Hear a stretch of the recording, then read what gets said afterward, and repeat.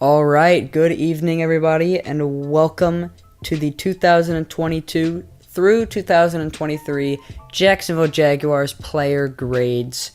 Everyone from the offense, the defense, to special teams, most of the starters are getting a grade for this season, and what an impressive season by the Jacksonville Jaguars this year. A year where most fans would have been happy with a 6-win season, going 9-8, going to the playoffs, and even winning a playoff game against one of the arguably better rosters in the NFL.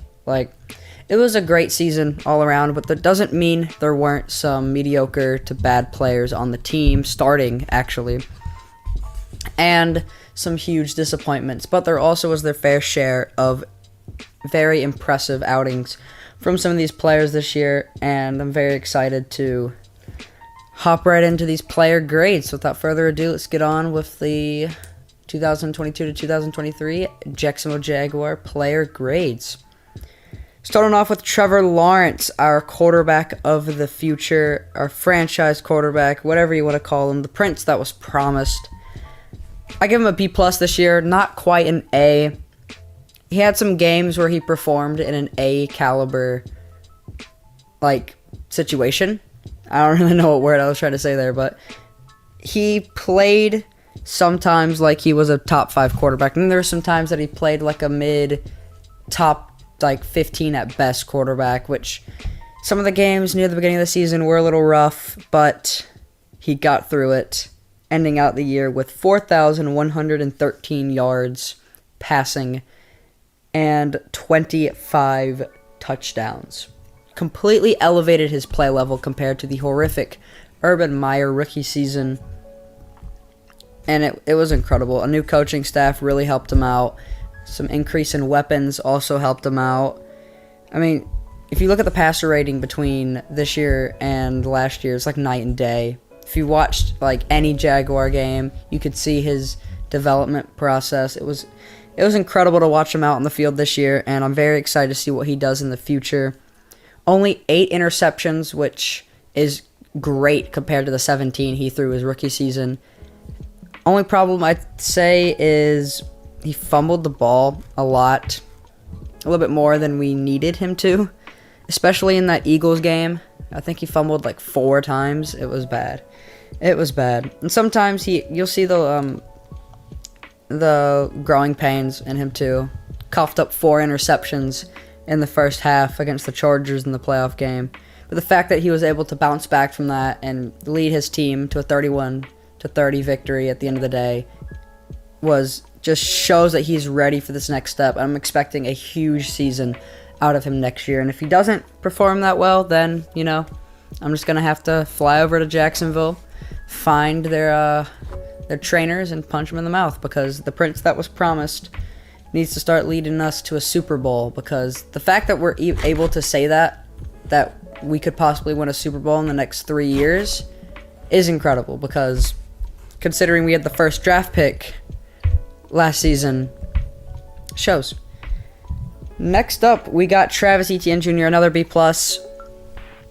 Came back from a injury this year, and over 100,000, not 100,000, that'd be crazy, but over 1,000 yards on the ground.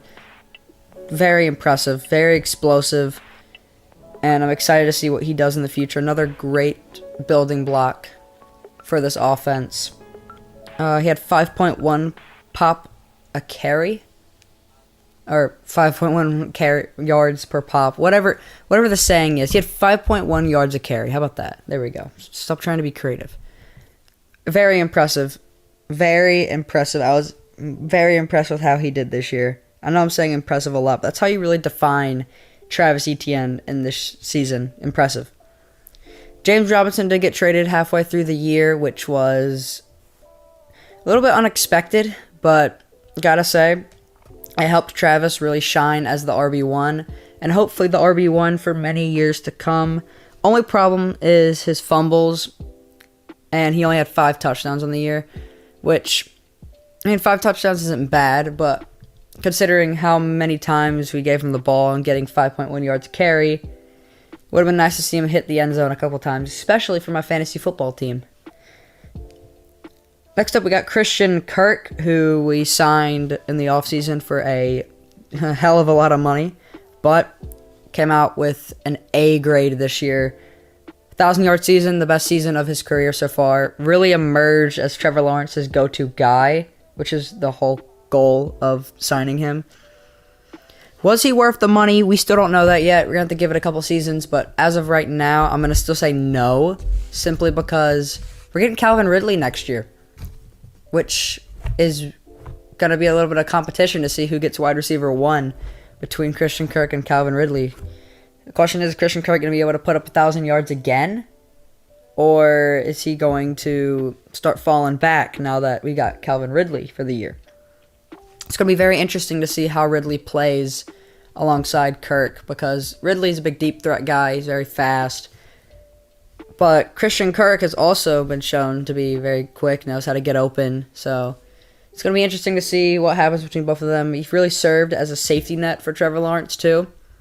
If it was third down, maybe 8 out of 10 times, you see Christian KIRK go up and make a play. The only problem is that he dropped the ball a lot. The notable time was in that Chiefs game where Trevor Lawrence chucked a beautiful ball and KIRK just let it slip through his hands. And that's the sad thing is people are going to remember that moment where he did that, and it's going to shadow him for the rest of the offseason, which sucks because he did have a great year. That's why he got an A. Hoping to see that A increase, though, if he really can emerge as a wide receiver 1 and like a true top 10 receiver in the league. That'd be awesome. Because I remember he did say he feels like he's one of the better receivers in the league. I wouldn't go there quite yet, KIRK, but if you want to prove that, I'm down. Like, go ahead. So, A for Christian KIRK. Zay Jones with a C+. Huge breakout season for Zay Jones. Very underrated, I'd say. And I'm hoping he progresses really well in this offense. The only reason he's a C+, he had a lot of drops. He did have a lot of drops this year. And that's not something we need to have if we're trying to get ourselves to consistently be winning, not just like a one fluke season. So, I'm hoping he'll progress more. Big season for him, though. I think he had like something around 800 yards, 700 yards, somewhere around there. I'm hoping next year this can at least get to like a B or a B+ even as a wide receiver 3. And it'd be nice to have 3 receivers with 1,000 yards. But if I'm being honest, I don't think Zay Jones is going to have another season like this. Like, it was nice to have Zay Jones, and like this offense and stuff. I feel like he's going to have a very much reduced role next season. Or exact opposite will happen. People will be too focused on Christian KIRK and Calvin Ridley that Zay Jones is going to go off for maybe 1,000 yards. Who knows? Either way, he's got to get his drops fixed, and I'm hoping for another good season for Zay Jones. We got Marvin Jones Jr., reliable veteran, and a C grade's about where a C grade, in my opinion, is really good for him. I mean, 500 yards. It's just a very reliable veteran to have. It's nice to have him, but I don't think he'll even get maybe 300 yards next season because he's going to be wide receiver 4 at like least, or at most, actually. Unless he breaks out next year and has like a Zay Jones-esque year or a... I just don't see him going for 1,000. I don't see him having much use in this offense going forward. But as it goes for the 2022 to 2023 season, I say a C grade is perfect for him. Just a nice piece of the offense. Didn't hurt us, but he didn't exactly make it so that... He didn't make that big of a difference. We got Evan ENGRAM. I gave him an A-. Just a hell of a season for Evan ENGRAM. Emerged as, in my opinion, a top 5 tight end in the league. And before this year, he was just kind of an afterthought. Did give him a lot of money this year, $19 million, but he definitely lived up to that. Praying we can re-sign him in the offseason. If we can't, in my opinion, that's a big loss for us. So, yeah, he had a career high in yards. I think he had somewhere around 900 to 800. Trevor loved to get Evan the ball. A lot. So I'm very happy he got used a lot. He was very clutch too. I noticed that. If it wasn't Christian Kirk getting the ball on third down, it was usually Evan Engram. I've seen multiple times where they'd run a screen to Evan. He would get like 12 yards off of it. Like, he's a beast. And it's just the idea of, do we re-sign him or do we try and look for another tight end in the draft? In my opinion, we re-sign him. Don't even like take a chance on another tight end. You know you got something in Evan Engram. Keep him. Make sure you can keep him on the team. Build him and Trevor's relationship. And if he does stay, I think he's going to go for 1,000 next season. So, A- for Evan Engram. O-line. Nah, this does seem a little bit harsh. And I did forget to put Jawan Taylor. Jawan Taylor's a beast. We all know that. But C+ for the O-line. Multiple times where I think the O-line could have stepped up and done better. A lot of penalties on them, I noticed, especially near the later half of the year. There was that one in the Chiefs game that's noticeable, like regular season Chiefs game, where center was down the field and was called back a touchdown. I mean, a lot of holding too. And doesn't mean there were some bad players. I think it's just a very young O-line, so I'm going to get better with time. One of my favorite players this year was Walker Little. I stepped up big time for us this year. And I'm hoping he starts next year because he was a beast. Brandon Sheriff, the free agency signing, he was solid. I mean, he wasn't anything special, like amazing, but he was solid. I think, though, maybe he probably won't be on the team for the next, 4 years, in my opinion. Just seems a little off, in my opinion. He's still solid, but I'm hoping he doesn't digress. Cam Robinson, another solid season. I'm hoping we can re-sign Cam because we need as many solid O-linemen as we can get. I think we should go out in the draft and get a couple O-linemen because, to put it simple, O-linemen and cornerbacks, that's got to be the two positions we target in the draft. Tight end if we can't get Ingram. But, yeah, just a not really great, just great season from these players as a whole. Pretty average season for the O-line, but hopefully the O-line can get a little bit better as the next few seasons go along. Moving on to the defense, we got Andre CISCO, the safety. C+ for him. I feel like that's fair. I believe he's pretty young, Andre, and I'm hoping he can continue to progress as nicely as he did this year. I feel like he had a great year this year compared to the other years he's had. I noticed two very good games between CISCO. At least, noticeable games this year. He does leave some to be desired. I'm hoping for a very solid year from him next season because CISCO, he's a good cornerstone to have at safety, but he's also kind of replaceable. So let's hope he can ball out next season. Devin Hamilton, I give a C. It's time to find someone to replace him on the defense. He didn't really do anything this year, if I'm being honest. He's been serviceable, I guess, but he just had a very lackluster season this year. So, C for Devin Hamilton. Not much to say about him. You got FOLORUNSO, FATUKASI, a D-. He's a bust. At this point, we should cut him. Saves us a little bit of money. Maybe not much, but we need the amount of money we can get. So a good way to do that, cut FATUKASI. It just didn't seem like he was on the field. And yeah, I'd cut him or just keep him as a backup. We got to find a replacement for him in the draft or free agency. Just not a good season. Probably the worst season out of anyone on the line. We have RAYSHAWN Jenkins, C+. I know what you're thinking. What? C+? It's a little harsh. No, it's not. The beginning of the season and most of the season, he was caught in 4K getting burnt all the time. He had that amazing pick 6 on Dallas, and I'll always be grateful for him for that. But he also didn't play as good as he did in the later half. Now, the later half did save his grade, simply because, that trip sack, whatever it was, the fumble sack, whatever, he stripped the ball away from Joshua Dobbs and allowed Josh Allen to run it in for the touchdown, which sent us to the postseason.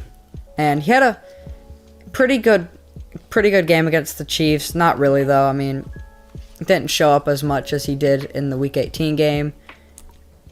But he does seem like someone who could possibly be cut this year. It'd save us a lot of money. We could probably find another safety. But C+ grade for RAYSHAWN Jenkins. We got Josh Allen, grade A. I mean, geez, Josh Allen. What do you expect? Great season. He had 7 sacks in the postseason and the regular season combined. Hoping for a double-digit sack year next season. He is progressing so nicely. He also had 4 forced fumbles. Like, he is becoming a beast and a key component on the offense. Defense, not offense. That's the other Josh Allen. A key component on the defense, and hoping he stays a Jaguar for a long, long time. So an A grade for Josh Allen, deserved. Arden Key really showed up near the ending of the year. He came up big in Week 18. I was at that game. I heard his name be called a lot. And also showed up really big against the Cowboys, which, I mean, he had 5 sacks, which is really good, and he emerged as a Big Ten player. I'm hoping we can re-sign him too. We need to re-sign Arden Key. Anyone we can keep that's somewhat good on the defense, keep them. Can't lose any of these guys that are racking up numbers for us. He didn't have too many tackles, though, which is, I mean, hopefully he could fix that next year. But the sacks, 5 sacks, only 2 behind Josh Allen. That's big. That's very good. OLUOKUN, I don't know how to say his name, but OLUOKUN. I don't know how to say his first name. But led the league in tackles, 3 forced fumbles, and was very solid against the run. Gets him an A grade. I mean, 2nd straight year leading the league in tackles. He knows how to get people down, which is a good thing. And he played very consistently throughout the whole year. He wasn't really seen having a great game, then, a bad game, then, great. It was mostly just a very solid run throughout the whole season. And hopefully he stays a big component on the defense for a while because he had a stellar season. We got Devin Lloyd, B-. Solid year for a rookie. Considering Trayvon Walker was supposed to be the big rookie this year, Devin Lloyd delivered as well. A lot of people are saying he's like a top 10 rookie. I disagree with that. He missed a lot of tackles, and he did not get to the QB as much as he should have. We really need pass rushers who can get to the quarterback because we had no defensive player get over 10 sacks, which that needs to change, and we need to do something about that. But did miss a lot of tackles. That's the really only thing. He had a very promising start to the season, and then kind of faded away and away and away. And he didn't really do anything near the middle and the end of the season. Still gonna be B-. A lot to work on, though. He's a very solid player, and I think he'll morph into a reliable starter within the next year or so. We got Roy Robertson Harris, C+. Another big late season come up for him, and very happy he's on the line. Not much to say about him. He just had a very good season. And I don't know if he'll be starting or anything next year or whatever, but especially in Week 18, Roy Robertson Harris was big time. Trayvon Walker, the 1st overall pick in the draft, B-. I expected a lot better from Trayvon. B- is a little bit generous considering his raw stats, but seeing him play, I think B- is fine. Borderline C+, though, because you had a choice of Aiden Hutchinson, and you went with Trayvon Walker after both their seasons this year. I mean, on paper, it seems like it was a horrible decision to pass on Hutchinson, but I feel like this next season is going to be a big one for Trayvon. If he doesn't produce better, then we're going to have to start really questioning why we took him. I think he's a beast, though. I think he's fast. I think he knows what he's doing, but I wish he could get to the passer more. I wish he could get more sacks. He didn't have as many sacks as I wanted him to this year, but you know what? I'm going to take things one game at a time, and hopefully within the next 2 to 3 or 1 to 2 seasons, he starts to really break out. He was solid against the run, though, which I did notice, which was good. Our run defense was actually pretty good, especially against Derrick Henry. Did really good against him. I'm hoping he gets to build off the season, find his place a little bit, and start consistently getting to the passer. Get a little duo going with him and Josh Allen, maybe. Who knows? Tyson Campbell, A-. What a season. Oh, my God. I mean, he's proven himself as the cornerback 1. Just a great season, in my opinion. A- for him. I would love to see him paired up with another cornerback, though. If we can get Tyson Campbell, maybe like a Cam Smith, a Joey Porter Jr., Kaylee Ringo, that would be amazing. We would have an insane secondary. Yeah, just one of the great seasons for Tyson Campbell. I was very impressed with him, and finally drafted someone who was not a bust, so there we go. Moving on to special teams, we got Riley Patterson, our kicker. All reliable Patterson. I give him a B+. I mean, borderline A. Did miss a couple kicks, though, which were kind of crucial, but had a very, very good season. I mean, what else do you want from a kicker? He was just reliable, knew how to kick one from 50. Had a couple where he did kick it from over 50, I'm pretty sure, which is very good for a kicker. That's what you want. It's like the main thing you want. So, Riley Patterson, good for you. We got Logan Cook, our punter, A, one of the better punters in the league, in my opinion. Gave us great field position, or gave the other team very bad field position, which is what you want in a punter. Very reliable. Not much to say about Logan Cook, but besides, A grade for him. We got the man, Jamal Agnew, A-.